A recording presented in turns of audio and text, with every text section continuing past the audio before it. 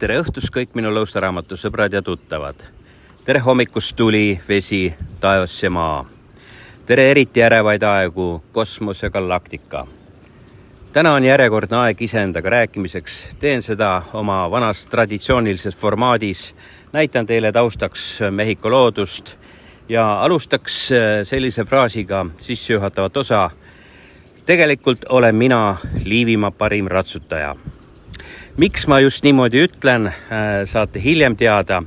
See on kuulsast Reliquia filmist Hans von Rispiteri fraas filmist või üks koht, kus ta seda ütles. Seal oli veel palju häid selliseid nüansse selles filmis. Gabriel ütles, olen Rootsi kuningas. Agnes von Münnighausen ütles siis, meil lobisemises palka ei maksta. Siis oli veel selline mõjuvõimas koht. Mehed, Tallinn pole enam kaugel. Gabriel ütles Agnesele, ma olen see, kelleks te mind peate. Ma pole täna see, kes ma olin eile. Ka teie pole homme enam see, kes te olete täna. Kas tuleb tuttav ette, kuidas kõik ajalugu kordub? Sõnad on nagu kuldsete tähtedega raami sisse pandud, ajaloolised. Munk ütles, Jumala poolt loodud elajate hulgas ei ole teda üles tähendatud. Tähendab ta on saatanast.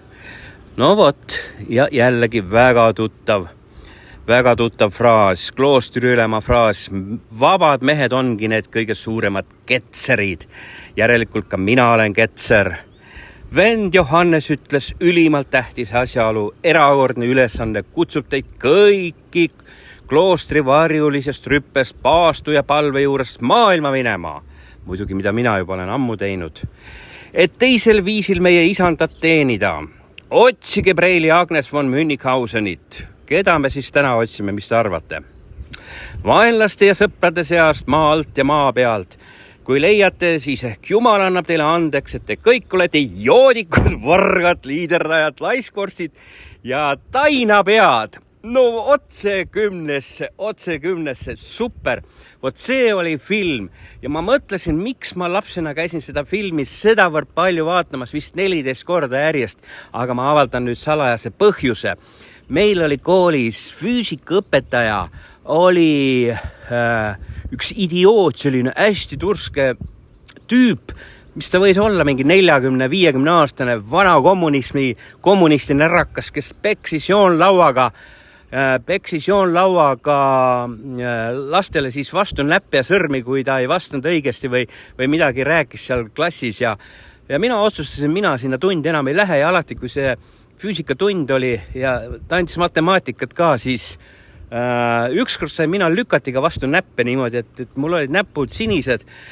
Keegi teist ilmselt ei tea või ei mäleta, mis lükat tähendab. Lükat oli selline arveldusriist enne siis elektroonika tulekut, kus said lükata numbreid siia-sinna. Ja ma läksin siis nende tundide asemel alati Reliquia filmi vaatama. Oli vist kevadine hooaeg või sügisene, ma täpselt ei mäleta, kuna Reliquia tuli. Ja mulle jäid super hästi, mul oli terve filmi stsenaarium oli peas. Ja see oli nii huvitav film tollest ajast. Ja nüüd me oleme samas ajast tagasi. Kõik need kurikuulsad laused, fraasid, väljaütlemised, kes oskab laiemat pilti mõelda, see saab aru, et tegelikult see film oligi selline sellest ajastus, kuhu me nüüd tagasi oleme jõudnud. Eks igaüks mõtleb omas konditsioonis, kuidas see nüüd olema saab lähitulevikus meil ja juba praegust on sisse imbunud see kõik see olukord ja suhtumine ja mentaliteet ja arusaamad ja mis iganes. Aga tegelikult ma tahtsin jõuda siis selle sissejuhatava osa juures sinnamaani, et tegelikult olen mina Liivimaa parim ratsutaja. Mis ma sellega öelda tahtsin? Tahtsin ma seda öelda, et tegelikult olen mina Liivimaa parim ennustaja. Võtke või jätke, mul on kõik dokumenteeritud oma väljaütlused, oma kirjutised Lõustaraamatus siin. Ja aasta oli 2020, kui ma istusin Cusco, Peruu hunta vangistuses, COVID-i vangistuses. Ja kui ma avaldasin esimest korda Eesti rahvale, kes veel elas mingisuguses lillepeos ja mingisugused seal lennukitega veeti mingeid maske kuskil põrandaaluseid teid pidi ja kui ma eksi, tuulutati vist 20 miljonit nende kaltsude räbalate peale. See oli täielik komöödia ja ma avaldasin siis selle suure siis WHO ja Maailmapanga projekti esimesel kujul. See dokument on nüüd ringlenud 2 aastat internetis, kus öeldi ilusti, et see on kõik projekt ja kes viitsis seda lahti tõlkida ja lugeda, seal oli kõik ilusti ära räägitud juba, mis tuleb, kuidas tuleb, mida peab tegema, kuidas tuleb neid kutsikaid välja koolitada, kes hakkavad inimesi peedistama, vanglatesse toppima, käsi raudu toppima, kodus kõik need karantiinid, laagrid, värgid, särgid ja mis seal siis oli? Seal oli ka see sees, et tuleb kõik need, mis äridest järgi jäävad, need majad ja hotellid ja asutused ja spordikompleksid ja mis iganes suuremad need majutus sellised kohad, kaasa arvatud laevad, ilmselt rongid võib-olla, tuleb teha kõik sotsiaalmajadeks, kohtadeks, kuhu tuleb paigutada inimesed kõik, kes kannatavad siis ühel või teisel viisil uue maailmakorra loomise tagajärgede ja selle Mehhiko õlleviiruse tagajärgede eest. Kõik see eraldatuse programm ja kõik oli sisse kirjutatud ja ma ütlesin, et tuleb aeg, kus Eestis kõik hotellid, kõik majutusasutused, spordisaalid muudetakse sotsiaalmajadeks ja sellepärast ma ütlengi täna teile, mina olen Liivimaa kõige parem ennustaja. 2 aastat on möödas ja mida me näeme? Me näeme kapitalismi suurt saavutustippu, kus kotiga tassitakse raha kohale, kus kõik on kommunismi peale üle ehitatud. Kujutage ette, ma pidin infarkti saama, sorry, et ma jälle prantsuse keelt kasutasin. Vabandage, mu prantsuse keel on ikka veel vanast harjumuses sees, kes solvus, pange kõrvad lukku, ma püüan mitte rohkem seda öelda, aga ma tõesti pidin infarkti saama, kui ma vaatasin, et Tallinkile makstakse 20 miljonit kapitalistlikku raha, lihtsalt aetakse inimesed Tallinki laeva peale elama. No ausalt öelda, see meenutab mulle täpselt nagu Bitcoini seda suurt projekti seal Panama kanalis, kus üks voodikoht maksis 20 000 eurot. Ma ei tea, palju seal oli ja kui sa tahtsid terve kajutit endale osta, siis see kajut maksis kusagil, kas oli mingi 200 000 euro ringis. Kujutage ette, Bitcoini maailmas maksab üks kajut 200 000 eurot, et inimene saaks minna Panama kanalisse lukslaeva peale elama ja meile antakse tasuta koos privileegidega 1000 eurot per nägu või isegi rohkem. Tulge, elage laeva peal, seilake mööda Tallinna lahte, vaadake seda kilukarbi vaadet sealt Pirita poole pealt. Huvitav, kas see laev sõidab või liigub ka või mis point on, et kas raha jagub, et võiks ka lõbureisi korraldada.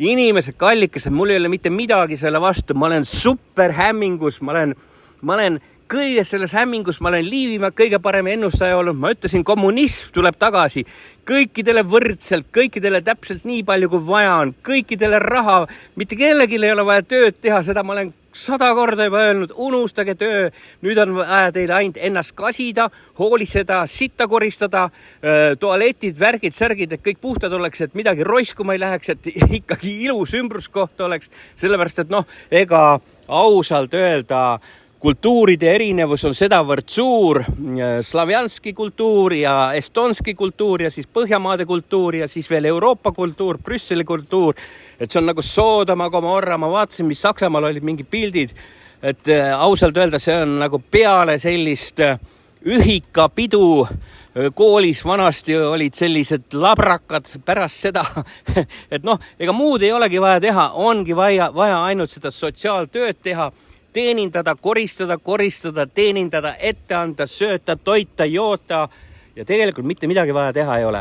Sellepärast, et kuidas siis ei ole jälle vaja teha? Sellepärast projekt läheb ette, et teil ei saa mitte midagi enam olema, aga te olete õnnelikud ja nii läheb, sest vaadake praegust, ma ei hakka nüüd ei ühele poole ega teisele poole kiidusõnu, halbusõnu ütlema ega selles mõttes, sest ma olen varem ka öelnud, mul on väga palju Ukraina sõpru, mul on väga palju Vene sõpru, mul on enda meeskonnas Ukraina superinimesed ja mis siis nagu juhtunud on, näiteks need venelased, kes on harjunud siis 30 aastat seda kapitalismi vilju maitsma, need on kõik Venemaalt ära põgenenud praegust, istuvad kusagil ilma rahata, kaardid ei tööta, mitte midagi ei ole ja vesteldes siis nendega siis jõudsimegi nagu selle järeldusele, et nüüd nagu mitte midagi enam ei ole, aga nad on õnnelikud, et nad on elus, et nad said Venemaalt välja,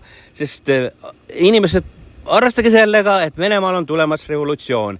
Hiljemalt septembriks tuleb Venemaal tulevad väga suured valitsuse muudatused, eliidi muudatused, kõik, et see on ka juba nüüd nii-öelda välja räägitud, välja käidud, sest ei tasu unustada, Ukraina konflikt ei ole mitte ainult seal nii, nagu seda serveeritakse siis meedias, et jah, igasugused tapmised, sõjad, kõik on ohvrite rohked, see on paratamatus, kes vähegi sõjaasjandust teab, see teab, et igas sõjas on ettenägematud olukorrad, ohvrid, võtame siis kõik need Jugoslaavia sõjad, Liibüa sõjad, Iraagi, Iraani sõjad, Afganistani sõjad, lugematu arvul lapsi on tapetud, lugematul arvul on tsiviilelanikke tapetud ja ma oleks täielikult selle poolt, kui absoluutselt kõik antakse sõjatribunali ja kohtu ette.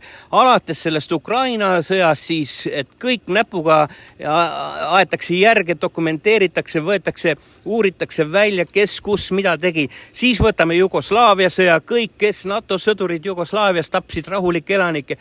Siis võtame kõik Süüriat, Liibüat. Ma olen täielikult selle poolt, et sõjakurjategijatele tuleb määrata karistus, sõjakurjategijad tuleb välja selgitada, aga mitte ainult ühepoolselt, vaid kogu maailma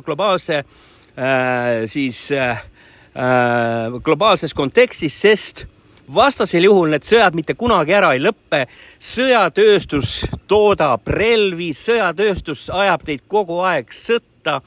Mida rohkem tanke, mida rohkem lennukeid te peaksite nagu aimama juba aru saama, seda rohkem sõda, püha müristus. Nüüd on jälle 70 tagasi Eestis 80 miljonit kulutatakse ruuporite peale, et anda õhuhäiret teile. 80 miljonit mingite megafonide peale ja mingi süsteemi ja plakatite peale.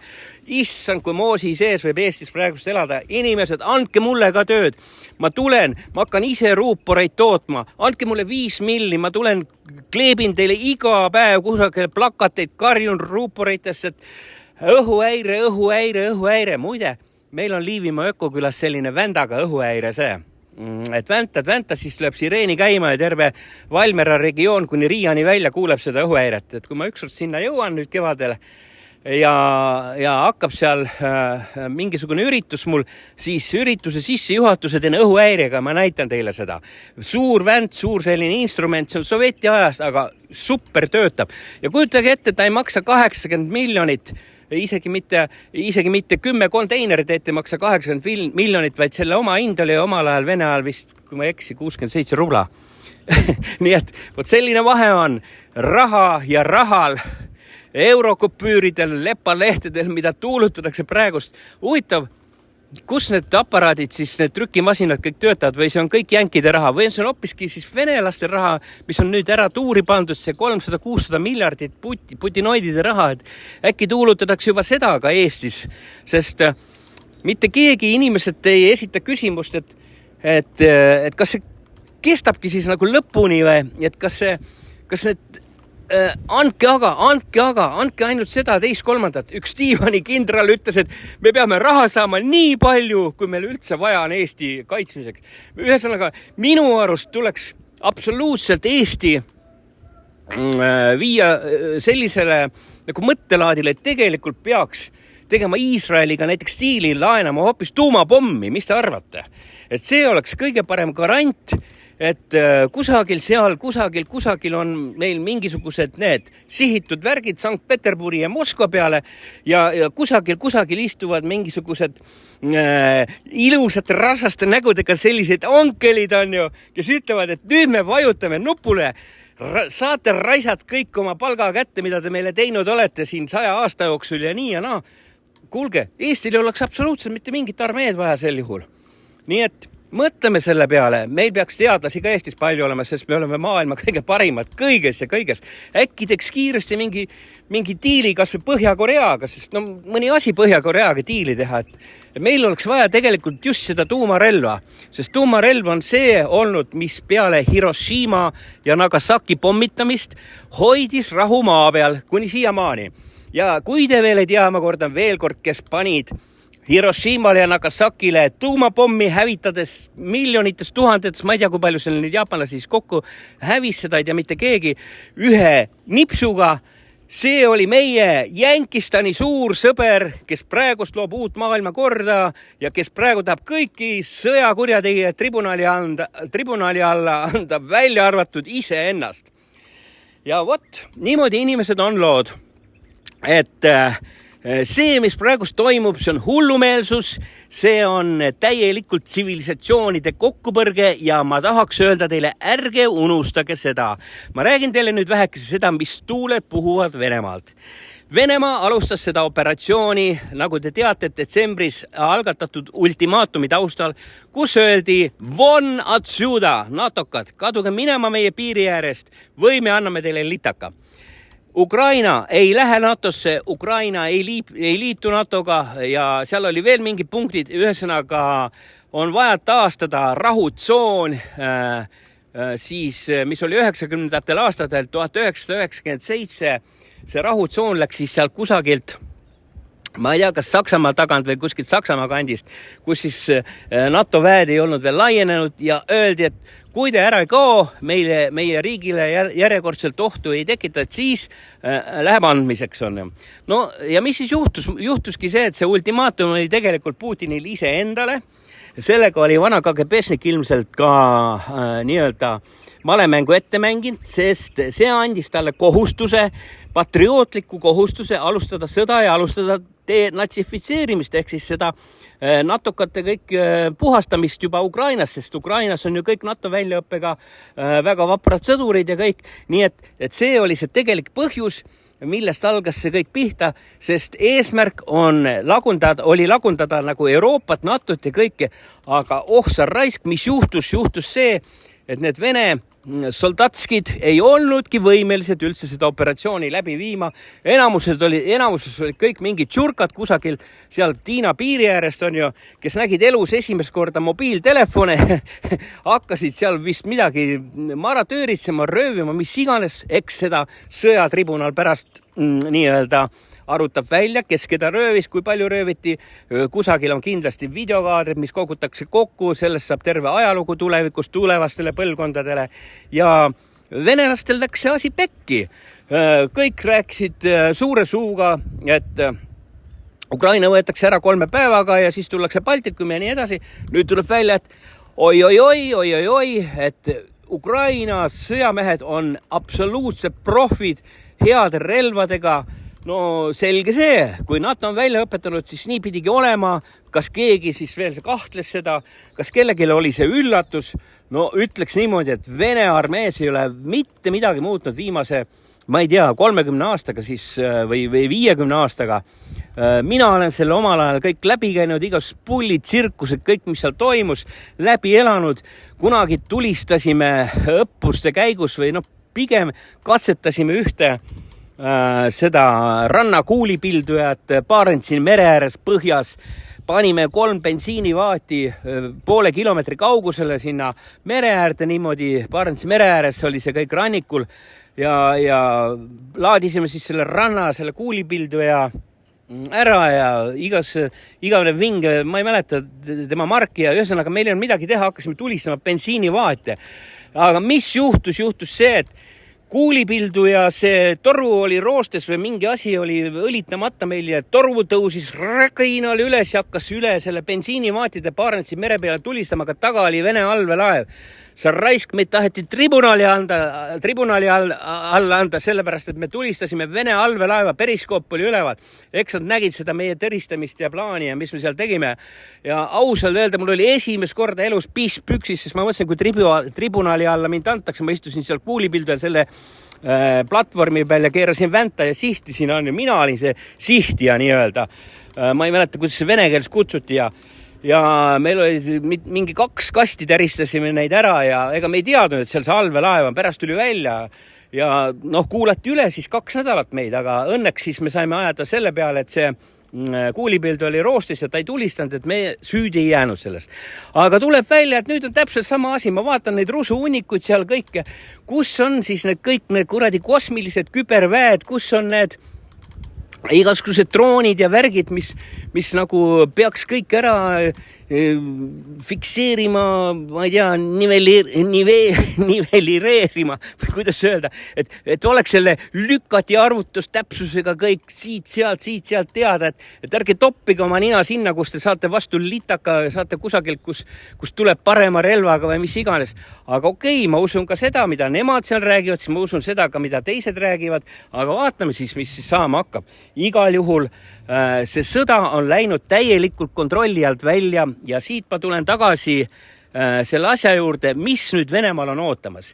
Nüüd ma tulen tagasi veel oma ennustuse juurde, kui ma rääkisin siin aasta tagasi, et ei pea seda ja teist kolmandat kartma, et vaadake Peipsi järve poole. Et kui nüüd Venemaal asi pekki läheb, siis hakkavad ka Venemaalt tulema põgenikud inimesed. Nii et meil on oodata ka suurt Venemaa põgenike lainet, sest Eesti ei ole mitte mingisuguse nii-öelda kaitsega valmis seda põgenike voolu pidurdama. Nii et ei ole hullu. Slavanski mir, kõik räägime vene keelt, tuleb tagasi Sovetistani aeg. No võib-olla mingisugused arusaamatused on, aga lõpus hakkame kõik ilusti koos jälle elama, sest niikuinii mitte midagi kellelgi ei jää, mitte midagi ei ole, aga vähemalt me oleme kõik elus, me oleme õnnelikud, kes muidugi ellu jäävad, kes kõik selle üle elavad, sest ma kuulsin täna, et inimestel pidi psüühika pekkis olema täielikult. Jällegi mu ennustused täitusid. Hakake hullumajasid looma, hakake psühhiaatrakliinikuid looma, sest inimeste närvikava ei pea seda vastu. Eriti tänapäeval lumehelbekeste närvikava ei pea seda vastu, sest katsuge nüüd mõista, ajad on erinevad, meie põlvkond on läbi käinud selle kuradi sitamaja sõna otseses mõttes, aga teil on ju ilus elu, taldrikud laua peal. No vot, et siin ongi see dilemma nüüd, et kes üle elab, kes ei ela üle, aga uskuge, ega selle lepalehega ei ole mitte midagi teha, teil võib olla kas või ükskõik kui palju seda, aga kui jamaks läheb, siis vaadake, mis Ukrainas toimub. Et minu arust praegu oleks ikkagi õigem ja targem tegu kuidagi see sõjahüsteeria maha tõmmata. Postimees, Solgitoru, kõik need teised Solgitorud on täielikult sõjahüsteeria meediaväljaanneteks muudetud, mis laastab inimeste psüühikat, laste psüühikat, mitte keegi ei vastuta järjekordselt selle eest, nagu selle kuradi jälle minu prantsuse keel, vabandage väga, selle Mehhiko õlleviirusega, kus hirmutati, et see viirus kusagil õhus levib, kõikidel on vaja pritsid pesse sisse saada, kõigil on vaja kokteilid sisse saada. Mis teil nüüd on? Kõikidel on kokteilid sees, aga nakatute juba 3. korda. Eile mulle just helistas inimene, ütleb, mida teha. Ma ütlesin, pane veel 3 süsti endale kokteili sisse, et usu, et pohmelli raviks ongi vaja uusi neid saada, nii-öelda doose ja kas te saate siis aru, et kuhu see kõik viib, see hüsteeria? Ühesõnaga, see on otsetee kuristikku, nagu ma olen varem ka öelnud, et see kõik on otsetee kuristikku ja lõpuks ongi nii, et kui see kõik maha rahuneb, siis igat peale sõda, igat peale plahvatust, igat peale pommi või mingisugust, ma ei tea, mis pauku, tuleb rahu. Ja siis tulevad jälle linnud välja kusagilt, sest linnud ehmatavad ka ära, loodus tapetakse ka ära sellega. Ja mis kõige hullem selle asja juures on see, mida siis see nõnda nimetatud konflikt, relvastatud konflikt on tekitanud või mis ta on teinud vähemalt siis Ukraina pinnal, kus oli ikkagi see Mehhiko õlleviirus meeletu ka omal ajahetkel ja isegi praegu peaks olema, sest ju Hiina ja kogu Euroopa ja Eesti ja uued need tulevad ja nähtamatud need viirused, targad viirused, juba sellised nutiviirused ja see Mehhiko õlleviirus on sealt ära kadunud. Kas te näete, et mõni kalts või narts oleks seal mingi sõjaardil ees või isegi president ei kanna enam kaltsu ega nartsu kohtumistel. Kõik on vajenne, heroi, sjuda, tuda. Kuhu viirus kadus, seltsimehed? Tavariši, kde viirus? Jolki-palki. Viirust ei ole. Slava Putinu, viiruse kaotas ära Ukrainas. No vot. Ja tegelikult nii ongi. Vaatame tõele näkku. Viirust ei ole enam seal. Ei räägita süstidest, maskidest, räägitakse ainult relvadest. Vot sinna olete te teel kõik relvastumiseni, uute relvadeni, tugevama vastupanu peale, aga ärge unustage, et need raketid, mis lendavad praegust Musta mere pealt Ukraina peale, samasugused raketid on ka venelastel Barentsi merel. Nii et pöörake nägu hoopis põhja poole, vaadake, kas sealt Soome tagant hakkab midagi lendama kunagi või ei hakka, sest Võnnu, Võrumaa, Setomaa metsade vahel mingid lahinguid ei tule. Kui tuleb, siis tuleb täppis pommitamine, strateegiliste punktide pommitamine ja see saab olema 3. maailmasõda. Nii et hoiduge sõjahüsteeriast, hoiduge teineteise hukkamõistus, hoiduge näpuga näitamisest, sest sõda on sõda ja see tapab kõiki, absoluutselt, eranditult kõiki. Sõja eest olete te kõik kaitsetud. Aitäh teile, kes lõpuni kuulasid, nautige seda Mehhiko Vaikse ookeani maailmaserva naudingut, päikseloojangut ja sellega ma lõpetan. Olge tugevad, vaprad ja võidelge, sest võitlus tuleb äge.